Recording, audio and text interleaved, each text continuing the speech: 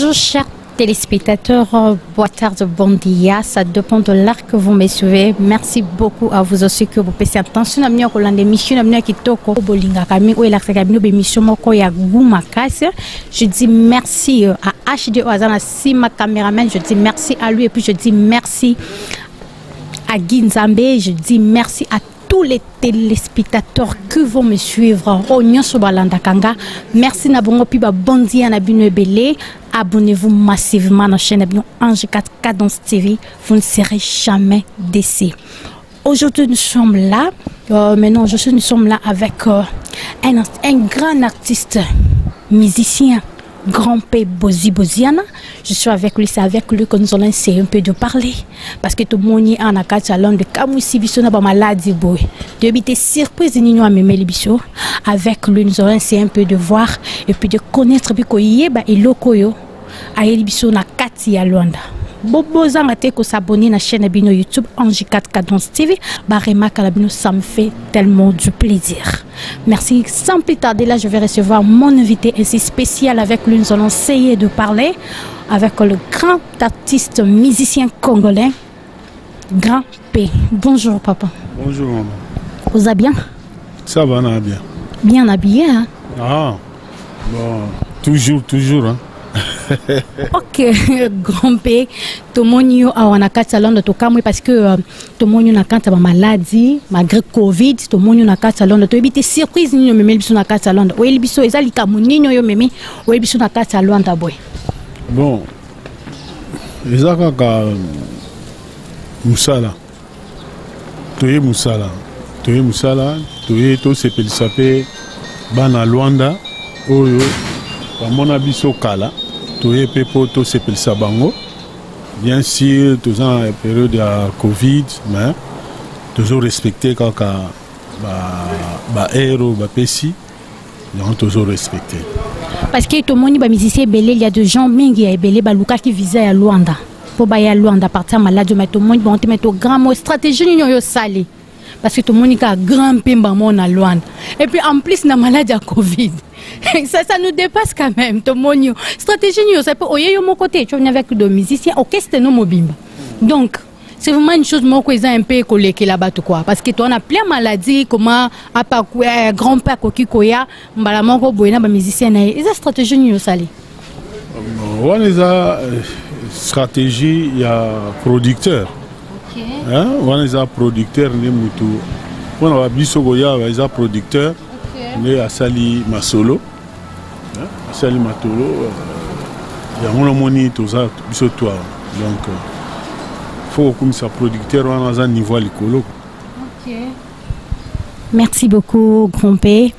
Toujours continuer toujours avec notre grand Tobengake, un musicien Mounenea, Yakumbo Cannabis au Congo, partout, et puis international si je ne me trompe pas. Donc international, je suis avec le Grand P. Toujours continuer. Grand P, tout le monde, il y a chanteuse, il y a musicien, mais tout le monde absence. Il y a chanteuse Moko, si je ne me trompe pas, Faïda. C'est pour quelle raison? La raison est que ça la opération, ça la opération, bon, à en repos, à en repos.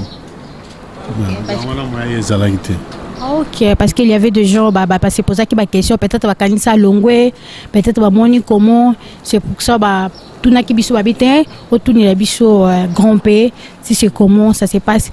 Grand P tout monio a wana kati à Luanda.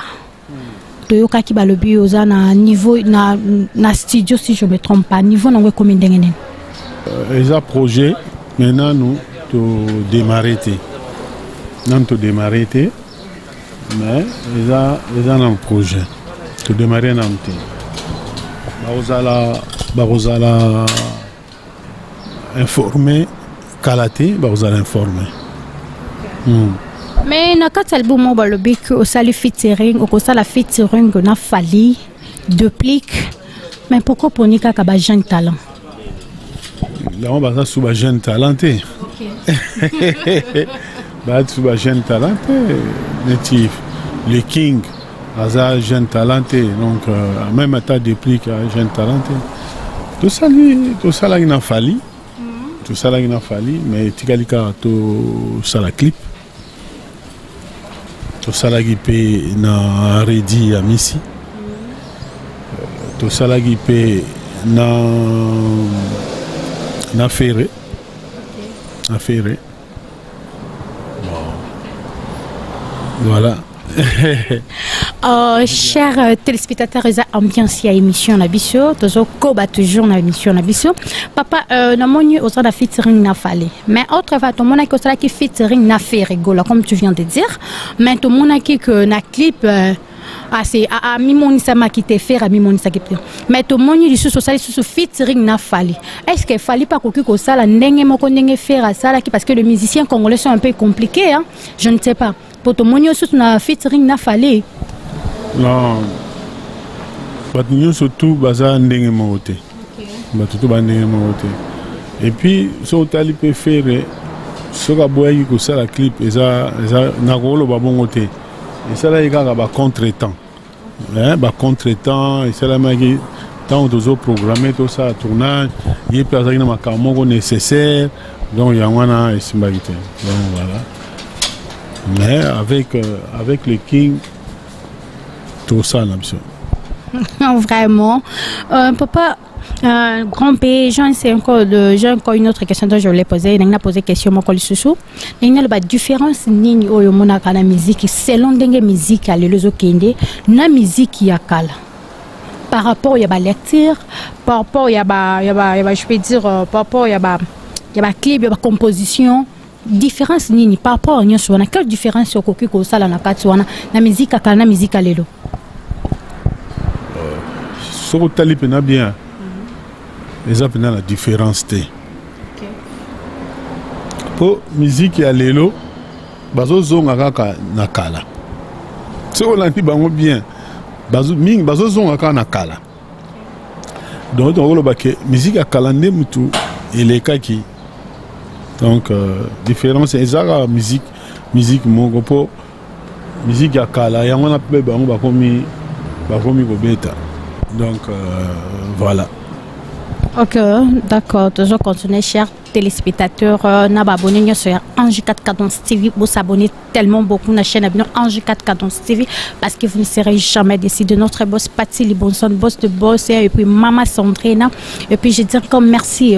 N'a pas battu nyonso bozo comme elanga bozo sa elanga ba remarque. Merci beaucoup. Nazo sepe na ba remarque na bino. Là je vois agence Ginzambe. Ah balbiende mokonza ba visa. Ato sali santa mi ata bakango na kindoki soko yepa Ginzambe directement visa no. Ah na seconde donc.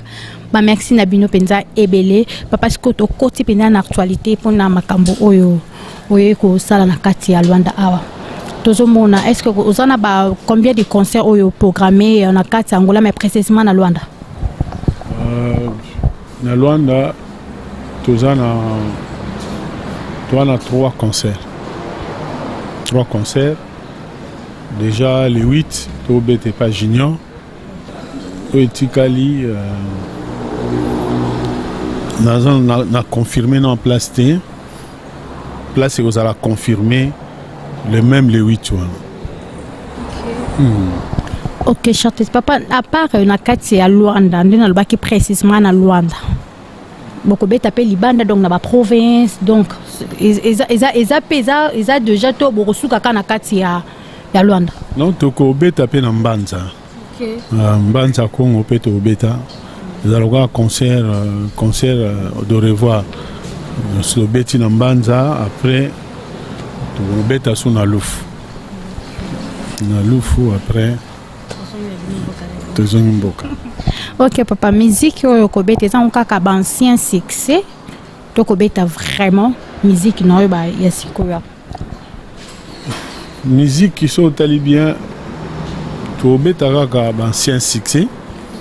Tu peux avoir un ancien succès parce que tu remarques Batu Awa bazo sepelara na banzembo yakala tout ça voilà donc tu bete la bango yango babi kalande salasika.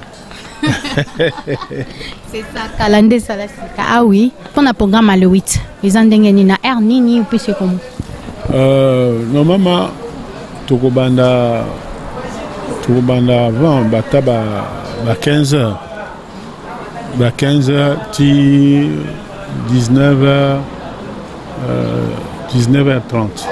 Papa, dernier mot, Yokoki Kopesa, na ba conseil, ya ba musicien, na biso tozomona au bazar na Congo. Quel conseil que tu peux l'adresser au Kopesa, ba conseil, nini, au kolobele bango mo ya suka nini? Moni, là chaque fois, si ba tuninga question na ba conseil, na lo baga ke na pesa ba conseil belé. Donc, nous avons un temps en pour moni congolais, biso ba congolais, ba tonanga là, ceux qui déjà aujourd'hui moins loco. Tout ça na moins loco na. Tout ça tina ba conseil ba tuti. Pour so bongi na yo za na bongo na. Ya on a ebisa ngena za tina on pesa ba conseil ité. Pour balé kalelo mingi bazala bongo na boto cité. Mingi bayoka na bango ba conseil absolu mikolo te yango wana to tiki bango na position ba potana kaka. Ok, chers téléspectateurs, papa moi je suis Coco Pes na ba téléspectateurs au plus de dire à tous les gens ba internet nion sona ba téléspectateurs ba kolanda biso na etendemike na biso. Moi, je suis Coco Pesa Bango. Puis pour un rendez-vous, il y a le 8. Donc, je sais que c'est déjà confirmé. Pour un rendez-vous, il y a le 8 au lobby Niponango. Bon, là, on sait que Bana Luanda, Bana Petrangol, Bana Mabor, Bana Palanca, Bana partout. Les 8, ils allaient événement, il y a Batouba Zangate pour Egozala mon bangé dans le concert. Pour sentir mon bangé dans le concert.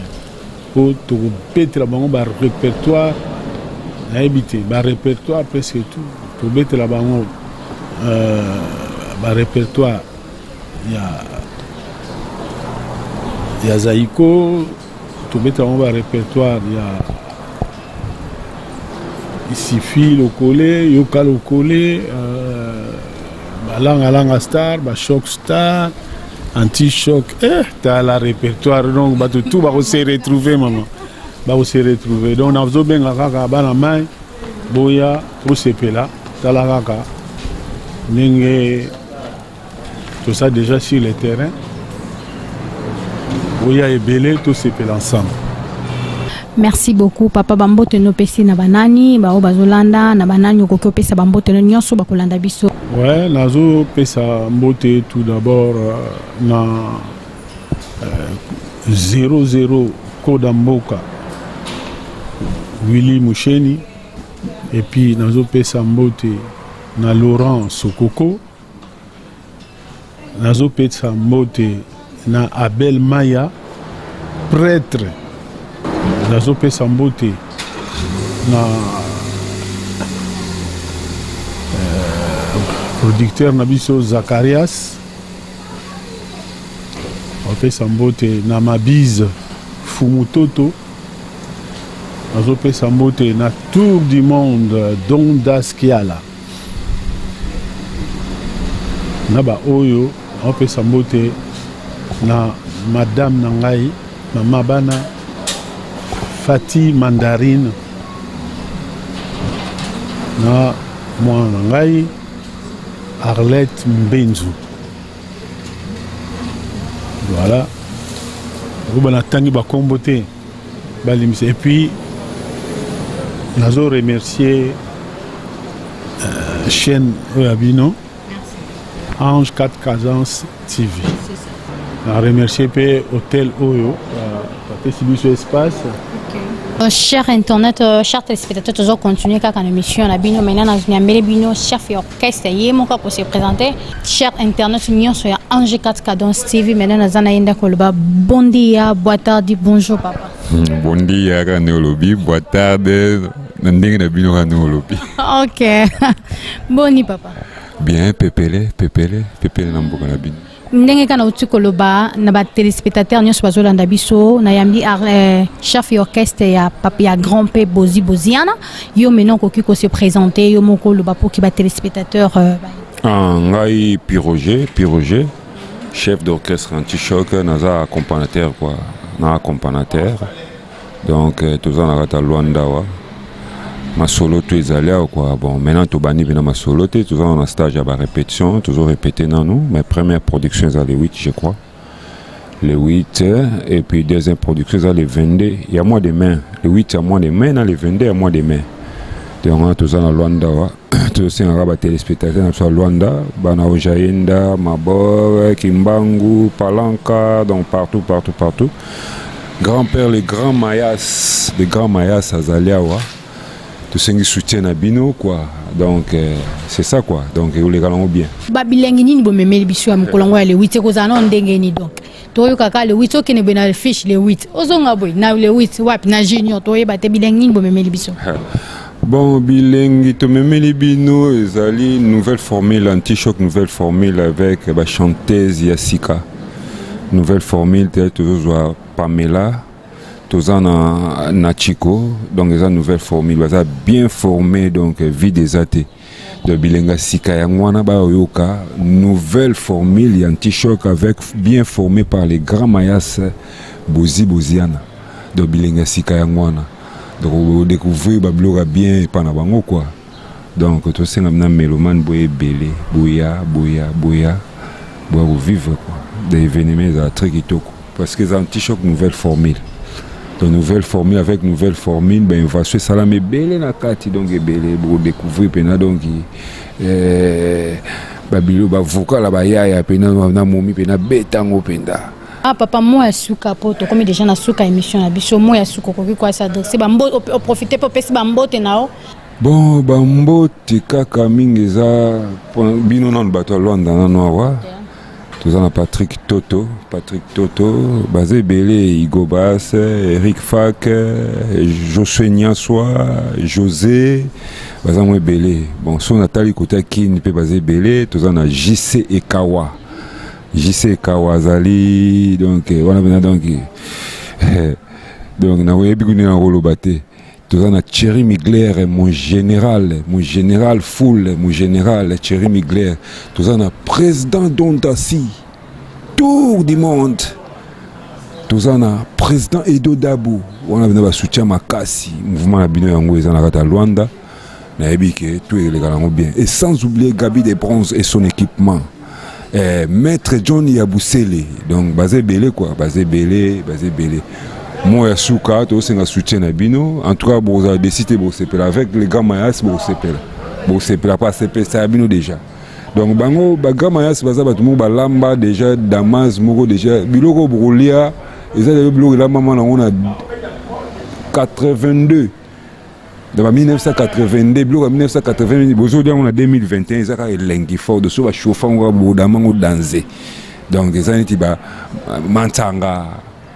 Alena, Doukouré, et Betaman Nango, mais si vous voulez les lots danser kaka. Donc, dans 160 l'obéli quoi. Donc, dans 1982, vous avez les lots en 2021, ils ont dansé avec une nouvelle formule, avec la chanteuse Natiko et Pamela Ngoma. Je vous invite tous de vous abonner massivement dans notre chaîne Ange 4 Cadence TV parce que chez nous, il y a tout, du verre, humour, culture, politique et zanakati. Merci à tous les internautes qui viennent de Baonios Balantinga, Nangonga, on a passé merci et belé, et puis Bambote et belé. Là, je vois mon papa Mo Bangoubou, et puis je vois aussi ma maman chérie, maman Jeannette Ngumbu, et puis je vois mon petit frère et servant de l'éternel Ben Chilo Moba, et puis je dis merci na HD, Mobile Taille S. Ah, beauté Vanda. Wazaki si ma caméraman. Donc, merci Nabino Mingi. Bon, continuez toujours à consommer l'émission Nabino parce que vous n'allez jamais décider. Là, quant à moi, je vous dis ciao, à la prochaine. Bisous.